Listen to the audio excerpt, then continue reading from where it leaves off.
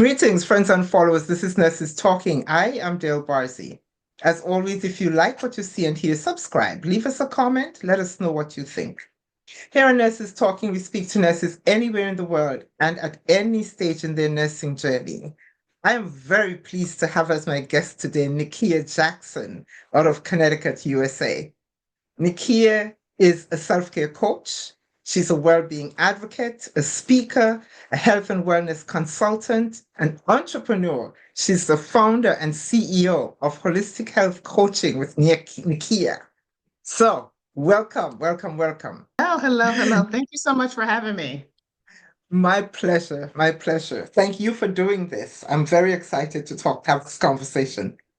So tell me why Awesome. you're a nurse. Yeah, so nursing has been, when I think back to my start in nursing, I think it was probably innate for me from my childhood. Growing up, my grandmother, I remember her taking me to visit her mom when she was like in a nursing home at a very young age. And, we think sometimes of nursing homes like kind of this gloom, doom sort of sense of nursing. But I remember it being, and I couldn't have been no more than like maybe like 6 or 7, but providing like just this light. I felt like even at like a young age. And I remember one instance when we were there visiting, and my great grandmother at the time, had had a multitude of strokes, so she wasn't really responsive. And my grandmother and I would just come, we would sing these songs. Um, and we were singing the like your hip bones connected to your eye Hmm bone. You know how hmm that song goes, really dating myself, but yeah, that song. And hmm I remember singing it, and then I must have bent over a certain way, and I was like, "Ooh, I think I broke a bone." And my great grandmother laughed out so loud that it almost like scared me because she had never really like responded. And it was just like this deep guttural like laugh that it was like she was in tune to what it is that we were hmm saying and doing. And even thinking about it now gives me a little teary-eyed. Um, but I remember even from that experience of having like an impact, even as a child, of wanting to be in this very like nurturing role. Wow, wow, wow, wow. And you just used the word impact, and that was huge because you said 6 or 7. Mm, Um, 6 or 7, if you're taken to visit someone who's not really responsive and in an institution and whatever, that's kind of scary.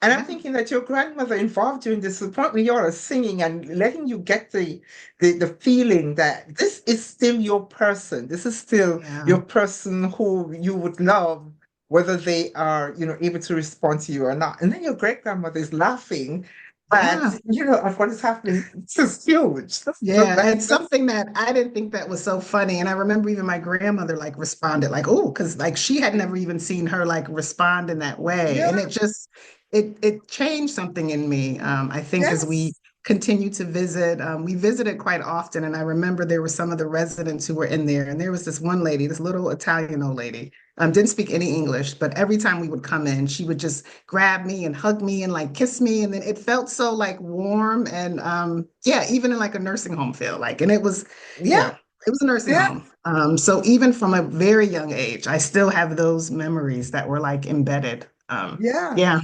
So you wanted to be part of this holistic profession from a very Mm. young age, and the feeling you got was one of warmth and welcome. When you got to be a nurse, was it what you thought? Yeah. So no, I think there was a lot of, I think in the beginning, when you're stepping into it, you don't really know what it is that you're getting into with a nurse. I did the things that we were all told to do. Like back then, Mhm. it was like, oh, you got to work on a med surge floor. And then, you start there and then you start working your way up and through. And, I started my nursing career on a medical telemetry floor. And full disclosure, I almost quit nursing after Mhm. like a year there because it was just, again, I don't think anyone really prepared me for Mhm. what that environment was like. And it was a Mhm. lot of the hustle, kind of just basically just kind of going from one patient to the next, checking off all these things that it was difficult to really like connect with patients. And when I think back to, those experiences that I had with, my great grandmother, for instance, of having more of that connection feel, I lost that sense, I think, early Yeah. on because it became very task driven. Task. Like it's just Mhm. about me getting to the next task. I think, and not so much a focus of making sure that I'm well in the midst of all of this, trying to do all this stuff for others. Like none of that was really ever really the focus. It was about just doing what you can for the next person and not so much about for you in the sense. So Mm. I definitely did not learn that. I think starting in nursing for sure. Yeah, and not even when I think back to some of the things you talk about being very task oriented and task driven, and even then sometimes you did the task for the person, but the connection with the person wasn't still there. You know, you completed what you had to do, but that Yeah. connection you had to develop. Yeah. Yeah, it was definitely something that I learned earlier on as I tried different areas within nursing. So I realized that the kind of the medical floor aspect was not my space. It was not Yeah. where I was meant to be. So Hmm. I ended up, doing some other things. Critical care ended up being the area where I found, I think, the most connection for me. So I think Yeah. that transition of having the ability to spend more time with the patients, I think, yeah, there's a lot more going on, but I had the ability to connect more with not just the patients, but a lot of times their families, because in many Hmm. instances, the patients weren't really able to respond. Hmm. So I think it allowed me the ability to slow down in a bit and kind of get back to that connection of what it means to connect with patients, and having a little bit more time for myself in that sense. Yeah. Yeah. So you said med surg wasn't for you. You ended up in ICU. What other areas did you work? Yeah, so I did. So when I was clinical, I worked, so started med surg, but critical care. So mainly ICU, surgical ICU, and then I transitioned into like the PACU, kind of still that same Yeah. critical care area. Yeah. And Yeah. then Yeah. sometime after, I realized, that was the one thing about nursing is that when You know it's when time to to like move. when it's time to move, and we have the luxury of having a multitude of areas that we can transition into.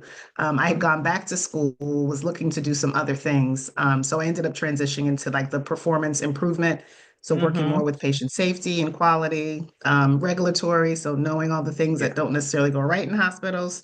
Yeah. I was very keen on how to help really improve some of these processes. Obviously, being at the front line, seeing a Yeah. lot of the gaps, seeing all of those things, I was like, my thought was, I want to make a change in a very different way. So that's where the Hmm. performance improvement and patient safety aspect came into play. Hmm. Hmm. Hmm. What do you think you want to see change about nursing? Yeah. There's a list that I have, but I'll keep it to I'll I'll keep take the it first to one or two. yeah, there's so much. As I said, when I transitioned from the kind of the clinical role into the more of the patient safety and more of, away from like the bedside role. My thoughts about it was really being able to be a change maker, to be able to Hmm. fix some of the things that, I saw. And what I saw, now looking back at it was we were putting a lot of band-aids on things. Like we were never really getting to the root of some of the issues. And I think part of it is like we have a culture that doesn't really support the well-being of its people. And I would say that when you look at the environment and you talk to the staff and being part of that culture, it is very focused on, you know, as I said in the beginning, like on the task of like we got to move on to the Hmm. next. Hmm. So I would really love to be able to see that transition. And I'll share with you briefly part of, I guess, what even transitioned me into this work from leaving like the bedside and kind of going into the safety realm and now into this new life. Really kind of happened around like the pandemic time for me. So Hmm. as we all were experiencing, a lot of transitions and a lot of challenges, I myself was not immune to that. So I found myself having been, as I said, having been removed from bedside care at that point, it had been like a decade. I was back taking care of critically ill patients during the pandemic. And by no means was it this is a time that I want to dust off these clinical skills that I I haven't used in like a decade.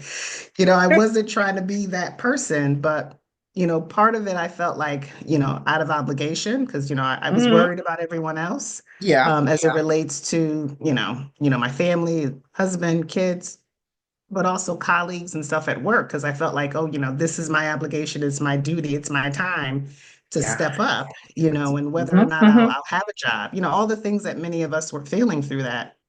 So I did what I needed to do, pushing down all of the feelings of, angst and worry just so that I could push through.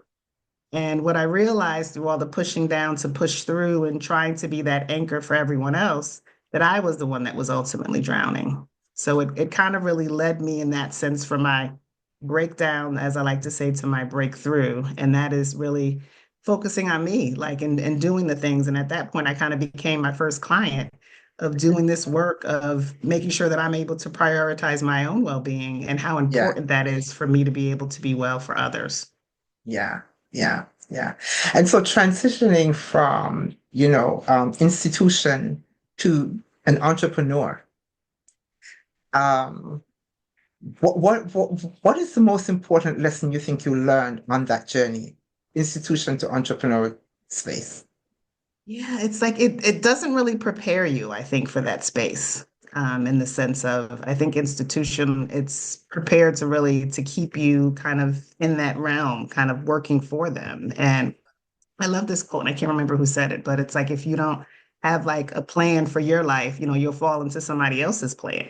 Yes. So for so long, been falling into someone else's plan for my life, and then realizing, as I said, having that, that breakdown, the breakthrough during the pandemic, and even coming back. So I still came back to the institution afterwards, but with a very different kind of viewpoint and lens that allowed me to just look at it from a very different perspective and realizing that, hey, like the things that we're doing over here, all of these kind of on the hamster wheel is not really moving the needle. Like we can talk all about what our mission and values is as an organization, but if we don't have a culture that is supporting that, then all of that just becomes stuff that we're saying on paper. And the culture really has to be around like focusing on your people. Without your people, you don't have an organization. And if your people aren't well, right? If your people aren't well, then all of Mm-hmm. that impacts patient care, it impacts patient outcome. Speaking from the safety world of the stuff that I see that happens, that happens, a lot of it is around this sense of like it's such a high stress environment, but we're not supporting the people in that environment. So it really became, and part of me launching my business, the holistic health coaching for with Nikia, RN LLC. We'll tap on that. Mm-hmm. Um, was really around just getting people, especially within the healthcare profession, who are so conditioned to that care for others. Like, you put patients first, to really switch that narrative that it has to be you first. And it's not selfish, it is foundational and it is essential to your own well-being because I can't help you if I'm not well, right? So I think it's a shift in, I guess it is a whole paradigm shift in what we've been taught and conditioned so long within this profession. It's like this martyrdom, like we just give until we just can't give anymore. And that's not working. It's not working. It's not working. And it's like, the funny thing is that thought process has been, I don't even know if I want to say alive and well, but has been part of the profession for generations. Because the more you are a martyr, the more people pat you on the back and tell you what a good nurse you are. Mm-hmm. Mm-hmm. And you're Yeah. dying. Yes, absolutely. Absolutely. It is such and I remember even for myself when I was clinical in the multitude of environments that I worked, it became almost like this badge of honor in the sense like, I would get to the Mhm. end of my shift and be like, I didn't go to the bathroom at all. And it's like a Yeah. 12-hour shift. And you talk to Mhm. your colleague and they're like, well, I didn't go to the bathroom and I didn't Yeah. have lunch, so it's like, are Right? we trying to one up each other on what we didn't do For when ourselves. I know what we didn't do for ourselves. It's so sad, but that was the, and I think still is the reality for so much of Yeah. us in this, Yeah. is that we look at it as this, like, this is what I'm supposed to do. But when you think about like, if I think about it, I didn't go to the bathroom. So that means I wasn't taking care of my basic needs. I wasn't hydrating. I wasn't taking any time for myself to do, again, just the essential things I need to Yeah. survive, Yeah. Yeah, and we compound that actually because if someone insists on taking their break, if someone insists on doing something for them, Mm, you kind of give them the side eye, like, I mean, come on now. The rest of us are here. Why do you have to go take your break? yes. Yeah. And The it break, the is a break, part and of the eye like, rolling and the yeah. Yeah, I've experienced that. I could experience that a lot. So then you feel guilty because it's yeah. like, oh, like the rest of my team is like here because everybody else has been conditioned the same way to think that this Hmm. is what we just supposed to do. We just supposed to Yeah, just we in it together.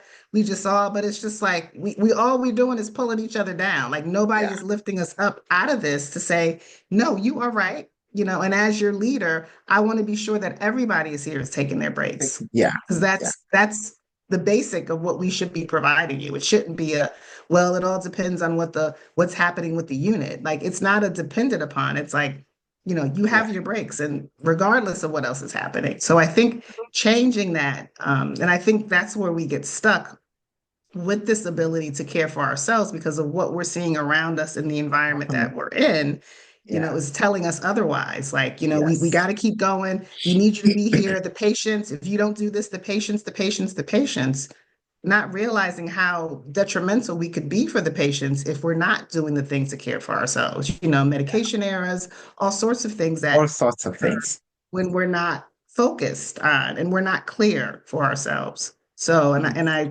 use this all the time when they tell you on the plane, when the cabin Mm, loses pressure and the oxygen mm, masks fall, put your oxygen mask on first and then help the person next to you. yeah. That's the thing that we're not doing is we're putting everybody else's mask on first. We gotta do what you gotta do for you first. And then I'm barely breathing, but I'll be okay. I'll be all right. But no, that's not how that works. We have to put our mask on first. So, so we're talking about this and the culture and why it is so hard. One of the reasons it's so hard for us to take care of ourselves. So now you're not in the institution. You're an independent. You are working for yourself as an entrepreneur, a self-care coach. What is the biggest hurdle that you see, that you encounter as a self-care coach? So, someone working for yourself. Yeah. How do you people reach people? Yeah, I would say one of the biggest hurdles, and I talked about it briefly, is getting people to realize how important it is to care for yourselves because of I think the conditioning has run so deep for people that it's still it. And I think for us, especially as women, because innately in us, whether you got like families and kids, you compound all those other things on top of that. It still becomes this everybody else before me. And I think culturally, even outside of healthcare, those are things that we continuously, I think, sort of like struggle with.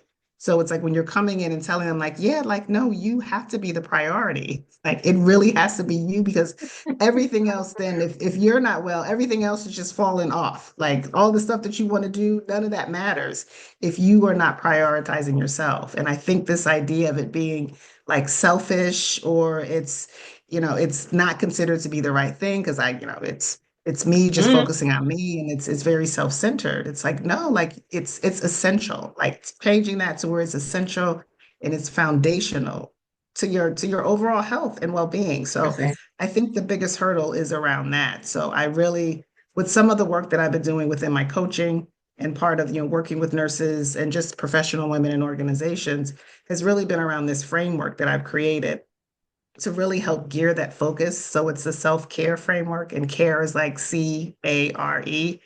And the C stands for like clarity. So really having like a clear vision of what Mm-hmm. it is that you need for yourself, because again, we get very focused on, what somebody else may have for you and others, but it's Yeah. getting clear around what is it that you need for you? What are your values? What is it that Mm-hmm. you value for yourself? And then Mm-hmm. the A is aligned action. So aligned action around like, not just doing stuff, because we're very big on, we want to check things off of our to-do list. We want to get it done. I've checked all the boxes, I've done all the things. So it's not just checking off the boxes, but really what is aligned to what you've identified as what's important for you as your value. So making sure that you're taking the steps that align with that. So it's not just me doing the things, just doing some things, but that they're in line with what it is that you value and what is important for you. And then the Yes. R is for like redesigning. So redesigning, what this looks like for you, because sometimes we get very locked into this one kind of sided vision, that we have for like ourselves.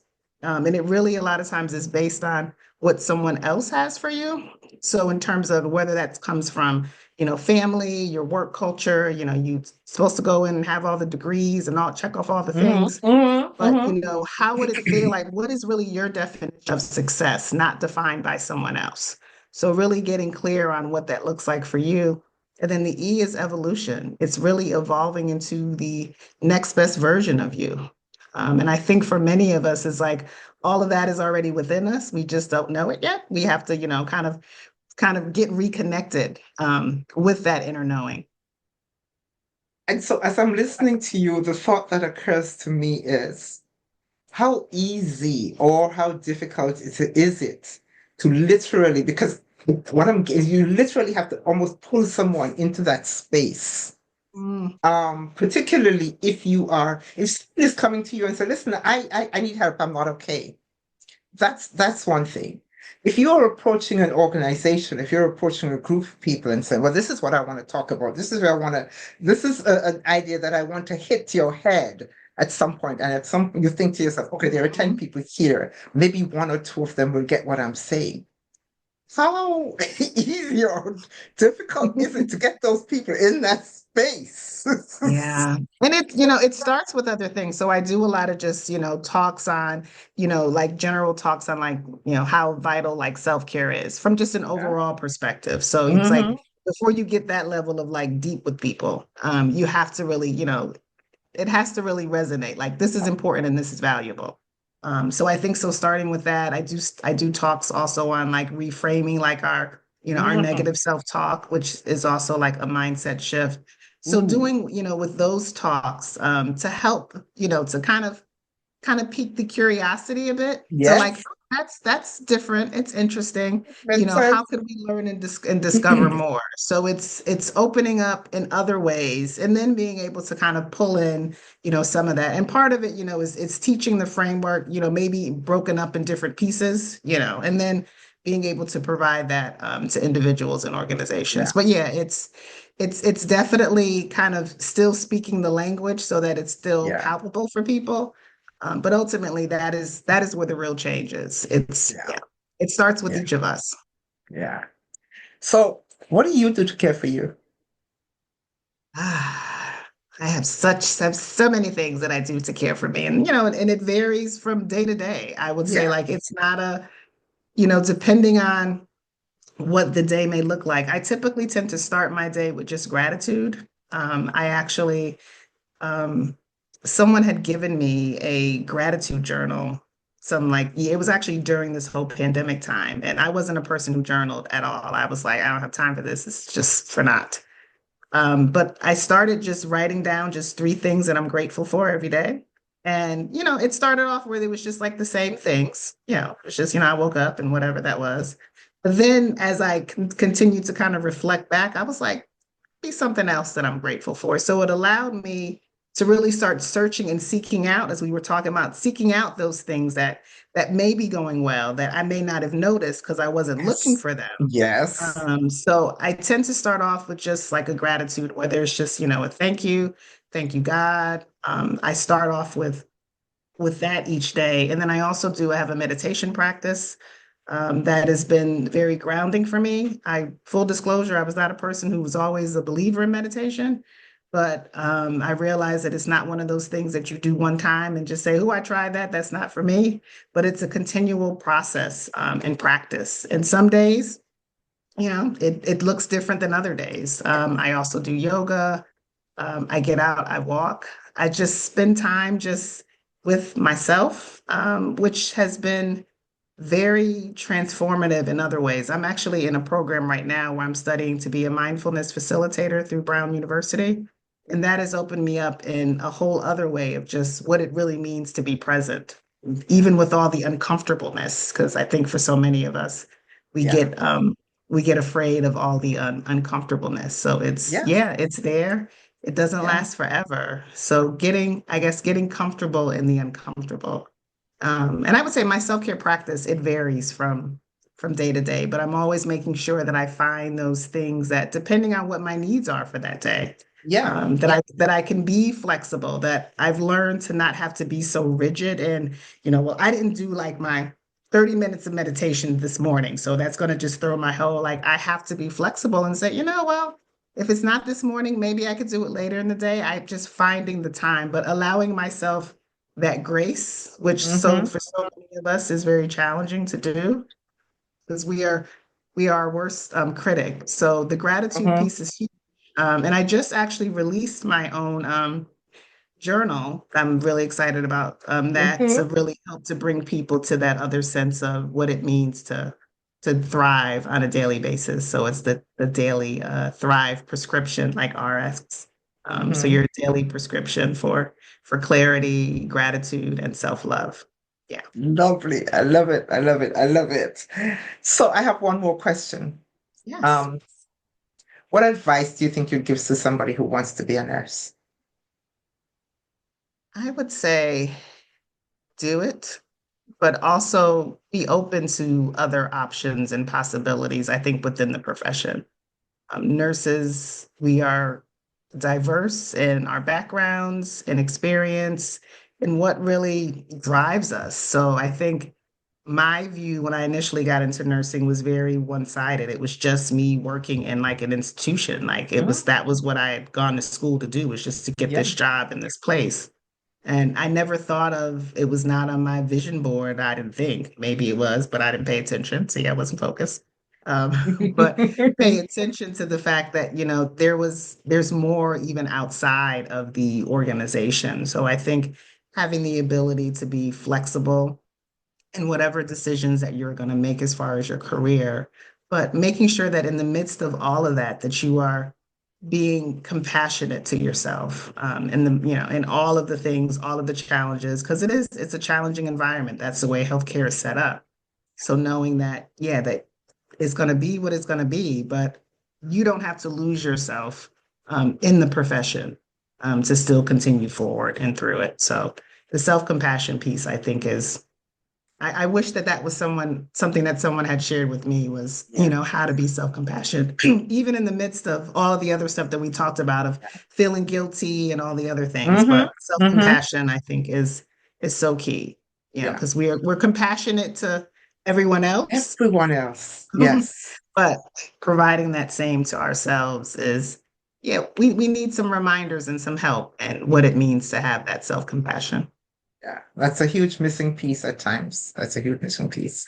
Nikia, thank you Yeah. so, so much for this conversation. It has Thank you been so much. enlightening and I've enjoyed it. I thank you so much, Dale, for the time.